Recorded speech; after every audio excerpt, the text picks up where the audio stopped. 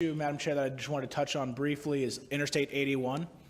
I think this board knows this was a topic of significant discussion, particularly in the corridor, and I wish Mr. Whitworth is here because I got emails about once a week from him during the fall campaign season saying, look at this new story on I-81. And, May I just interrupt for 1 second and say I did get a text from Mr. Dixon who let me know that he could not be here today, but that he was watching. So Mr. Whitworth. To Mr. Dixon, yeah. He signed it, Mr. Dixon. That's Whit Dixon, right? Yeah, exactly. Okay, sorry, didn't mean to interrupt. So there are two bills that have been both Senate bills that are moving on I-81. The first is Senate Bill 971, which is sponsored by Senators Obenshain and Senator Carrico. It passed the Senate unanimously, and it has two kind of key requirements. First, it requires the board to develop a comprehensive plan for I-81 looking at the entire 325-mile corridor and develop specific segments of targeted improvements that could be implemented here. And in discussions with both sponsors, they're not looking for the board to come back with another Star Solutions proposal where we say we're going to, add 2 lanes in each direction to all 325 miles of the interstate. They're really saying, where do you need truck climbing lanes, where are there interchanges that need to be upgraded, and what are some limited areas where you may need to do widening. So it's really that and technology. How can you improve this corridor and make a comprehensive set of upgrades to it? But they've kind of been clear to us, don't come back to us with Star Solutions 2.0. That's not what we're looking for. They also direct the secretary and this board to evaluate financing tools that could help pay for these improvements. And I'll just note the one that I think has gotten the most attention, and that would be imposing tolls on only commercial trucks that use this corridor. I think part of the kind of the basis for that discussion is 42% of all interstate truck traffic takes place on I-81, and studies from DRPT in the 2009 timeframe told us about 60% of these trucks start their trip outside of Virginia and they end their trip outside of Virginia. That means they're not going to a distribution facility here, they're not picking up goods, they're not dropping off goods, they are just passing through. And if you ask anyone what's the problem on I-81, the first word I typically hear from people is trucks, or it's at least in that first sentence. There may be a few other adjectives that are used before the word trucks, but they get to the word trucks eventually. Yeah, 25% of all the accidents on 81 involve a truck. And the issue is it's the reliability factor. They just get stuck there. You can't get off. The arterial system is not consistent along 81. So in the way you're able to do it, when you kind of, do you want to? Madam Chair, Mr. Williams, that does not. So Rhode Island is actually implementing a construct like this now in Interstate 95 and one of their spur interstates.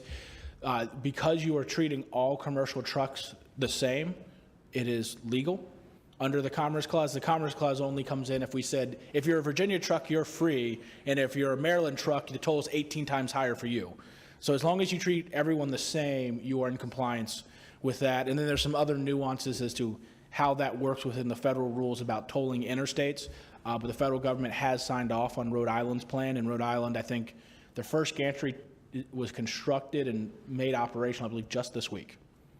And so we are seeing other states implement this type of concept. I would note that very similar language is included in the House budget. So there is some bicameral agreement on this particular concept, and we'll see how the House reacts to the Senate's bill, but I do think it's telling that similar provisions were included in the House budget amendments that were approved by the committee.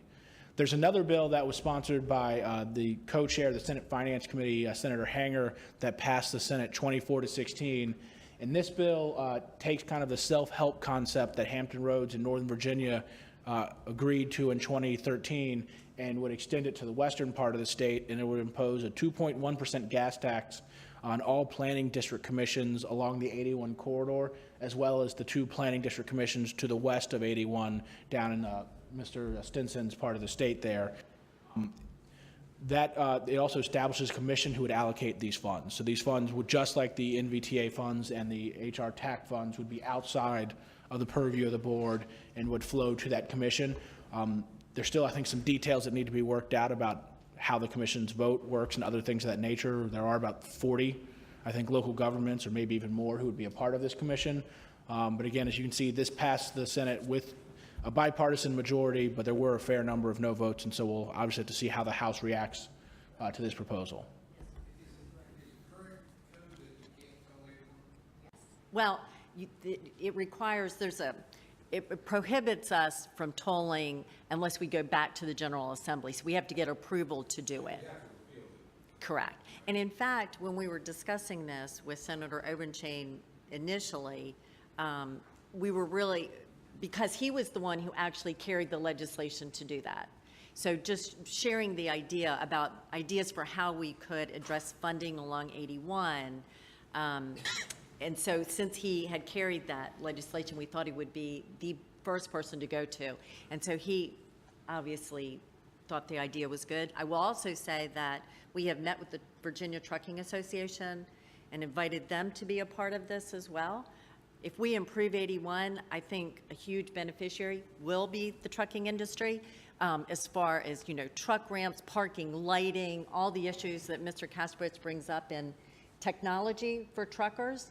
And also, the truckers also mentioned to us the idea of diesel fuel tax being different in Virginia from other states. They actually write checks to Pennsylvania because it's higher there. So this will give us an opportunity to look at some different financing for 81, and we're going to try to open it up and be as, I don't know the exact language when it was amended, but it provides some flexibility to us as we look at the corridor. It does say to evaluate financing options, and then says which, shall include, or may include, hot lanes, truck toll lanes. But I should note, Mr. Williams, to your point about the provisions in law, it says what shall not include, basically just tolling everyone who uses the interstate. And so what the direction I think that is giving to this board is, if it passes, is you can look at truck tolls, you can look at choice tolls, but don't look at just tolling every single person who's on this roadway. Mr. Rosen. You're those of us who are from down in the mountains, of course, that's one of the major problems with 81 for us is trucks going up the hill and can't get to the town. And I think this is a hugely positive step. I remember meeting in the 81 meeting with Senator Obenchain, who was lukewarm on tolls, and so now he's carrying the bill. I think this is really positive. Same with Senator Heckner's bill, but I do just want to point out that the 2.1%, I think, was estimated to raise $65 million. Is that right? Madam Chair, Mr. Wilson, I think with the revised version, which also includes a floor, it would be probably about 30 to 40% higher, but I don't have those estimates yet back from DMV. I just say that because I want to point out that right now there are 4 miles of improvements, 2 northbound, 2 southbound on 81. Not through mountains, not that involve a bridge, and that's a $60 million project for 4 miles. So while I do think this is hugely positive, to really adequately address some of the needs on 81 that are going to make the difference for speeding goods and services. And that's why we're actually looking at the different financing options.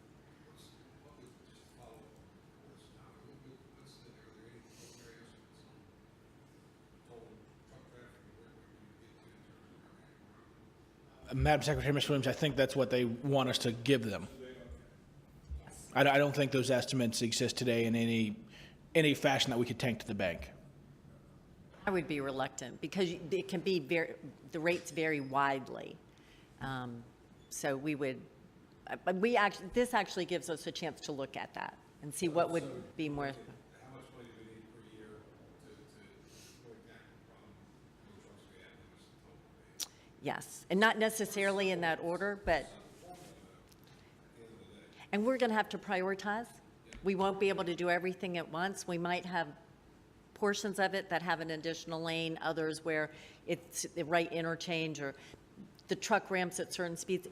We were reading a statistic that a truck going up a 2 or 3% grade or 3% grade takes 5 car lengths up. So it just adds to the congestion, just the topography over in that corridor. Secretary? A question for that study group when it happens to follow up on what Court said.